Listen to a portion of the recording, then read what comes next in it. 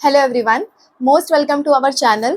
आज की वीडियो में हम बात करेंगे कि आईआईटी जैम काउंसलिंग में जो आपका डिक्लेरेशन फॉर्म है, जो एनेक्शन 9 का डिक्लेरेशन फॉर्म है, उसको आप कैसे फिलअप करोगे। इस फॉर्म को फिलअप करने में बहुत सारे लोगों को दिक्कतें आ रही हैं।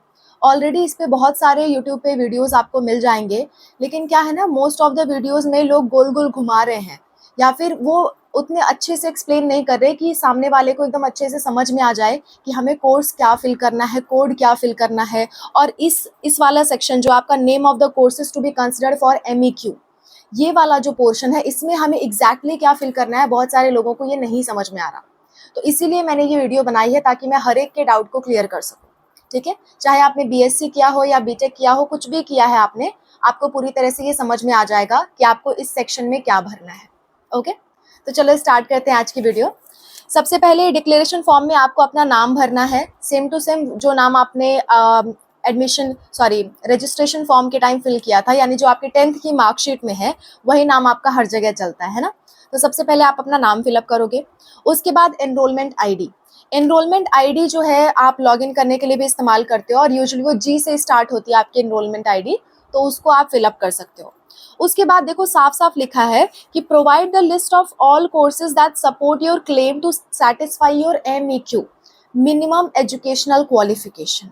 ठीक है, पहली गलती लोग क्या कर रहे हैं कि यहाँ पे जो आपका ये पूरा एरिया है, यहाँ पे उन कोर्सेज का नाम भर दे रहे हैं जो वो करना चाहते हैं एमएससी में। आपको ये चीज़ नहीं करनी है, ये रॉन्ग है।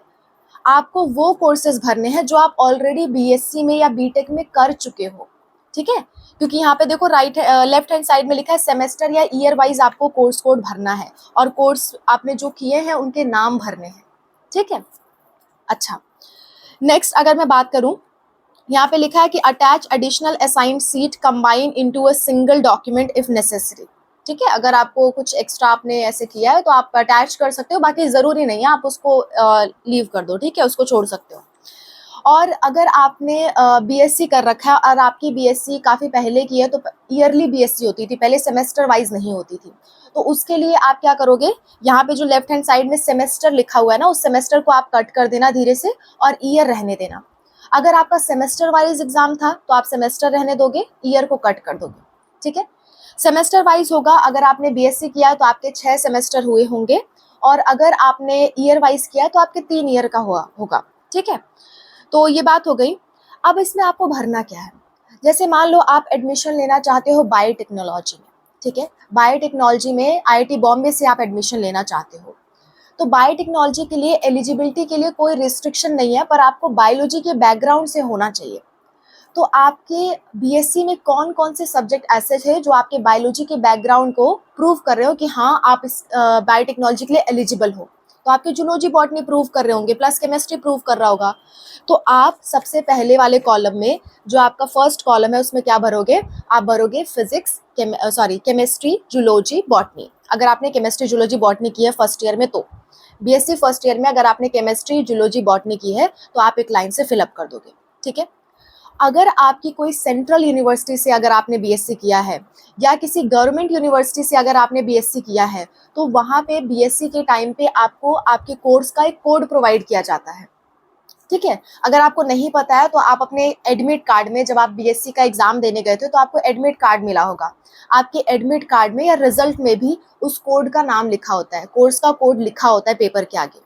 ठीक है, तो उसे चेक करके आप यहाँ पे जैसे मान लो केमिस्ट्री था तो केमिस्ट्री के आगे ब्रैकेट में कोड लिख दोगे। ठीक है, दूसरी बात, कुछ प्राइवेट इंस्टीट्यूशंस हैं जो कभी भी कोर्स कोड प्रोवाइड नहीं करते। ठीक है, कोर्स कोड प्रोवाइड नहीं करते, तो आप सिंपली क्या करोगे, जिस भी सब्जेक्ट में आपने एग्जाम दिया था फर्स्ट ईयर में, उन सब्जेक्ट्स का नाम सिंपली लिख दोगे। ठीक है, जैसे मैंने प्राइवेट कॉलेज से किया है तो मैं क्या करूंगी, मैं लिखूंगी zoology, botany, chemistry, that's it. इसके आगे मुझे कोड लिखने की जरूरत नहीं है, क्योंकि कोड मेरी यूनिवर्सिटी का था ही नहीं, मेरे प्राइवेट कॉलेज का कोई कोड था ही नहीं, तो मैं फिलअप नहीं करूंगी। ओके, नेक्स्ट ऐसे ही सेकेंड ईयर में आपके जो सब्जेक्ट्स थे उन सब्जेक्ट्स को आप फिल करोगे, और अगर कोड आपको मिला था तो आप कोड फिल कर दोगे ब्रैकेट में, अदरवाइज उसे छोड़ सकते हो। सिमिलरली थर्ड, फोर्थ, फिफ्थ, जितना तक आपने जितने सेमेस्टर आपके हुए हैं उतने के आप फिलअप कर सकते हो।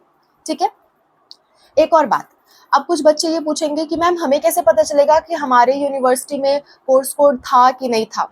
हो सकता है आपकी मार्कशीट में या एडमिट कार्ड में नहीं दिख रहा हो, तो आपको ये कन्फ्यूजन हो। तो देखो, अगर मान लो आपको नहीं पता है, किसी भी सोर्स से आपको नहीं पता चल पा रहा, ठीक है, क्योंकि अनलिमिटेड कोर्सेज है, मैं हर कोर्स के बारे में नहीं बता पाऊंगी, हर यूनिवर्सिटी के बारे में नहीं बता पाऊंगी, तो मैं आपको एक सजेशन दे सकती हूँ कि मान लो आपको नहीं पता कि आपकी यूनिवर्सिटी ने कोर्स कोड प्रोवाइड किया है कि नहीं किया है, या ये वैलिड है आपकी यूनिवर्सिटी के लिए या नहीं, तो आप सिंपली अपना सब्जेक्ट भर करके इस डिक्लेरेशन फॉर्म को सबमिट कर देना, ठीक है। अगर कोई भी गलती आपसे हुई होगी तो आईआईटी जैम वाले अपने आप आपको मेल के थ्रू आपको बता देंगे कि आपकी ये इनकरेक्शन है और आप इस टाइम ये करेक्ट कर सकते हैं, ठीक है।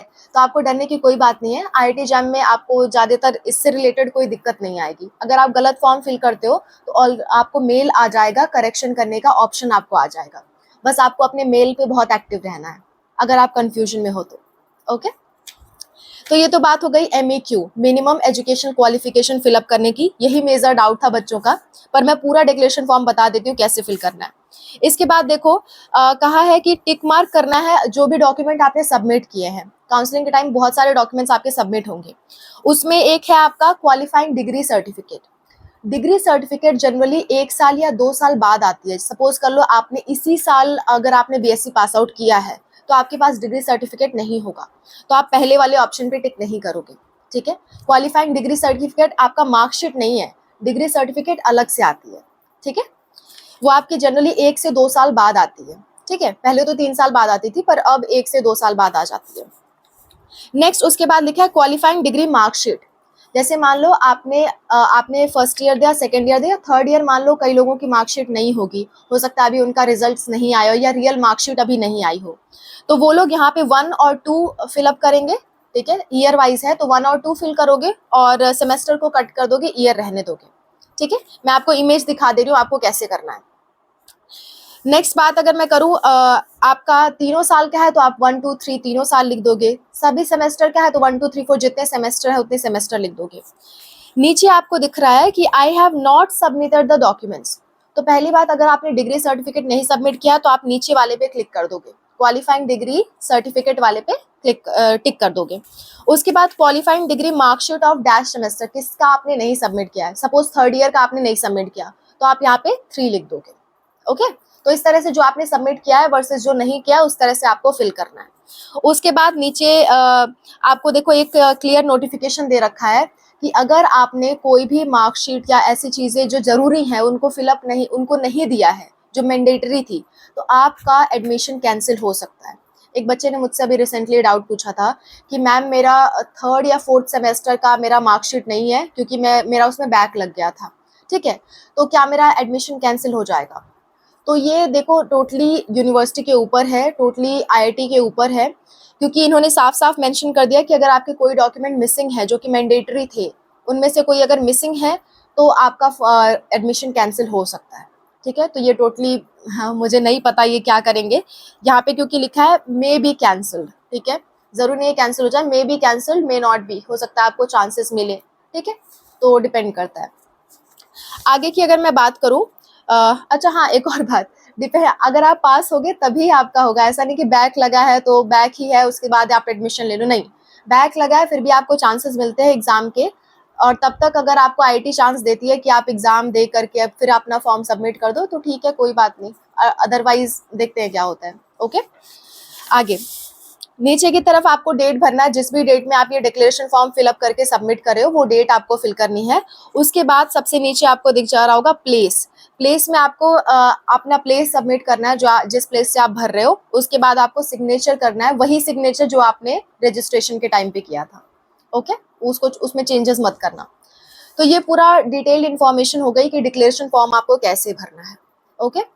तो 25 तक लास्ट डेट है डिक्लेरेशन फॉर्म फिलअप करने की, तो आप जरूर फिलअप कर देना, उसमें देरी मत करना, ओके।